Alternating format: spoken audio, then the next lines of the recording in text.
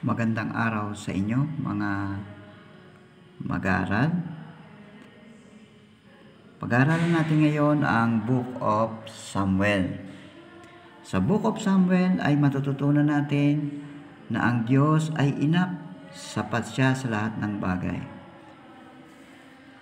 Sa Book of Samuel makikita natin ang isang babae na wala siyang anak. Siya ay nilalait ng ibang mga babae dahil sa siya ay walang anak. At hindi lang yun, sa paghahandog nila sa templo, siya ay nalulungkot sapagkat ang handog niya sa templo ay para lamang sa kanya, wala siyang mga anak na hahandugan. Kaya siya ay nanalangin.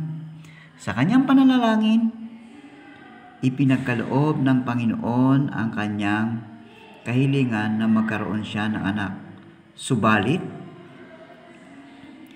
ang kanyang panalangin na anak ay inialay niya sa Diyos. Dinala niya ito sa templo. At ang pangalan ng kanyang anak ay si Samuel. Alam niyo ba kung bakit niya dinala sa templo ang anak niya? Kasi siya ay nangako sa Diyos na kung siya ay bibigyan ng isang anak, iaalay niya to sa Diyos.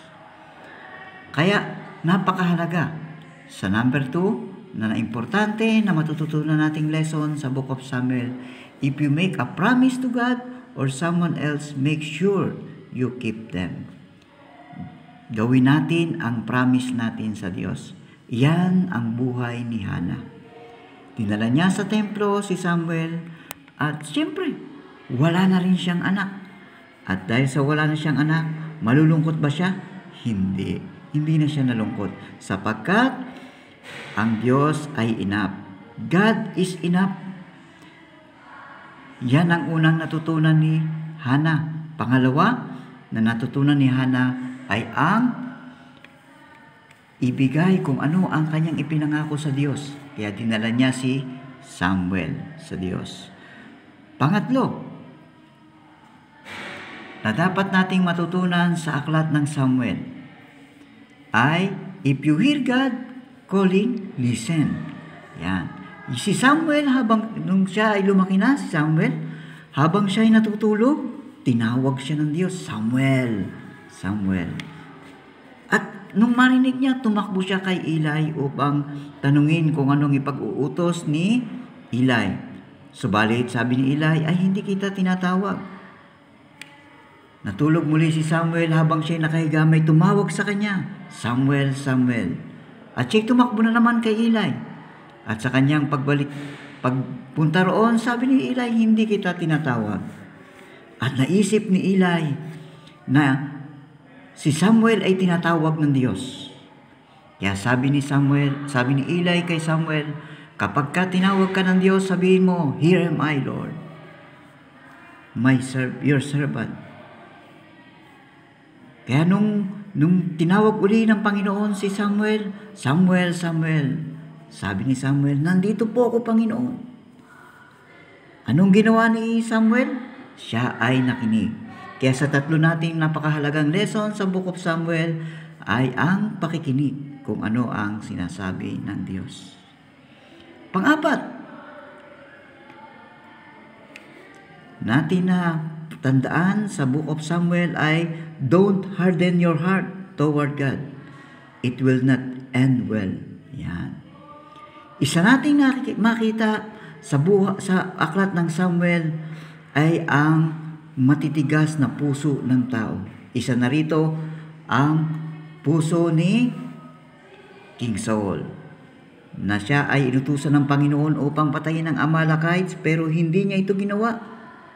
Ganon din ang mga anak ni Eli, na sila ay kinukuha nila ang alay sa Diyos at gumagawa sila ng mga bagay na hindi kalugod-lugod sa Diyos. At ito ay si David, ganon din. Nakaranas siya ng isang bagay na siya ay kinurek ng Diyos.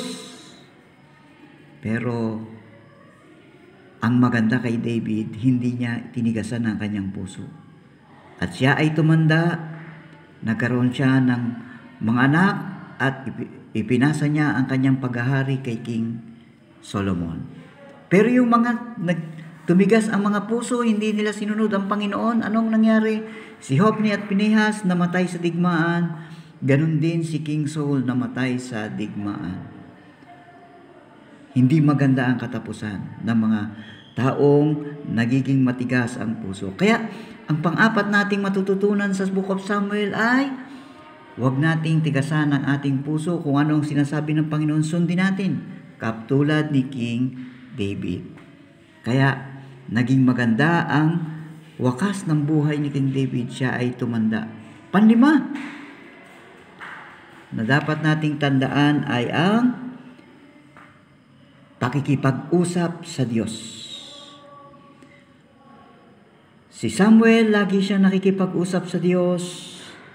Si King David, lagi siyang nakikipag-usap sa Diyos. At si Solomon, nakikipag-usap din sa Diyos at siya ay binigyan ng karunungan ng Diyos. Kaya makikita natin ang pakikipag-usap sa Diyos ay napaka-importante. Talk to God. Pang-anim nating matututunan sa Book of Samuel. Whose voice do you listen? To God's or the crowd? Yan. Sino ang pakikinggan mo? Ang mga tao o ang Diyos? Nangyari sa buhay ng maraming tao sa Book of Samuel katulad ni King Solomon. May dalawang mag-ina na nagtatalo sila sa anak. Pinakikinggan nila pinakikinggan ni King Solomon kung sino ba ang totoong anak, ang totoong ina ng anak na yun. Pero ang pinakikinggan na talaga inobserbahan ni King Solomon ay kung ano talaga ang puso ng ina. At ito ay mula sa udyok sa kanya na karunungan ng Diyos. Kaya nakapagbigay siya ng hatol at naibigay niya yung anak doon sa totoong ina. Ano pa? Si King David, lagi siyang nakikinig sa Diyos. Kapag mayroong digmaan, pinakikinggan niya kung anong sasabihin ng Diyos, kung siya ba ay lalaban o hindi. Pero ano naman ang pinakamalungkot na hindi nakinig sa tinig ng Diyos ay si King Saul. Si King Saul, hindi siya nakinig sa utos ng Diyos, sa tinig ng Diyos. Siya ay sumuway nang siya ay inutusan na patayin lahat ng mga Amalekites. Kaya napaka-importante na makinig ka sa tinig ng Diyos. Ano ba ang nangyari sa buhay ni King Saul? Ang utos ng Diyos, ang mag-aalay lamang ay ang priest, si Samuel. Pero si King Saul ay inutusan siya ng mga tao na mag-alay ka na ikaw, wala pa si Samuel. Nag-alay si King Saul. Pinakinggan niya ang mga tao. At ito ay naging dahilan ng kanyang pagkakasala sa Diyos. Kaya pang-anim na tatandaan natin, whose voice do you listen to, God's or the crowd? Siyempre, makinig tayo sa tinig ng Diyos. Number 7, na importante na lesson na dapat nating matutunan sa Book of Samuel. Never forget God's anointed king. Yan. Ano ba ang naging buhay ni David? Hindi niya pinabayaan o hindi niya sinaktan si King Saul kahit siya ay gustong patayin ni King Saul, sapagkat hindi niya kinalimutan na siya ay pinili ng Diyos. Sino ba ang mga pinili ng Diyos? Ang hari, ang prophet. Yan ang mga pinili ng Diyos, ang priest. At sa buhay ni King David, hindi niya kinalimutan ang mga pinili ng Diyos. Siya ay pinagpala ng Diyos. Ano pa? Realize God is still best guide. Ano pa? Isang lesson na dapat natin patutunan sa pang-8. Maunawaan natin na ang pagpatnubay ng Diyos ay yan ang pinakang dapat maunawaan natin na ang Diyos, ang kanyang patnubay, ang iyang pinaka the best na dapat nating gagawin. Si Samuel, nung pipiliin niya kung sino ang i-anoint niya, Ang mga kapatid ni David matitipuno, malalakas. Pero si David ay isa palang bata. Pero hinintay niya ang guide ng Panginoon. At pinili niya si David sapagkat yun ang utos ng Diyos. Nung naging hari naman si David, maraming mga inutos ng Diyos na dapat niyang sundin. At siya ay naging matagumpay. Kaya ma-realize natin, dapat maunawaan natin na sumunod tayo sa guide ng Diyos. Yan ang matututunan natin sa Book of Samuel, sa 1 Samuel. Ano pa? Pansiyam na matututunan natin sa 1 Samuel. Taking down your giant is not something you want to do without God. Hindi mo matatalo ang mga giant sa iyong buhay, ang mga pagsubok, kung walang Diyos. Anong isa sa mga nakita nating example ng 1 Samuel ay si David nung labanan niya si Goliath. Kaya si David ay naging matagumpay. Ang pansampu,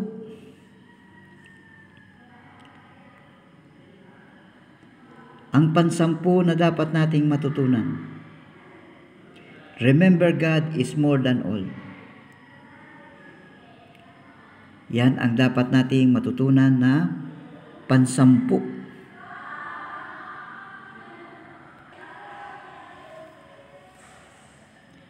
Kaya makikita natin sa pansampu, remember, God is more than all. Ang Diyos ang higit sa lahat. Kapag nakita natin yun, tayo ay magiging matagumpay at magiging masaya. Sapagkat nakita natin na naalala natin at nakikita natin na God is more than all. Sa mga pagsubok, sa mga dumadaan sa buhay, makikita natin ang Diyos ang ating papupurihan. Ano ang ating application? Ang ating application, magtiwala tayo sa Diyos sapagkat siya ang nakakaalam ng lahat ng bagay. Yan ang kasaysayan ng 1 Samuel. Magandang araw sa inyong lahat.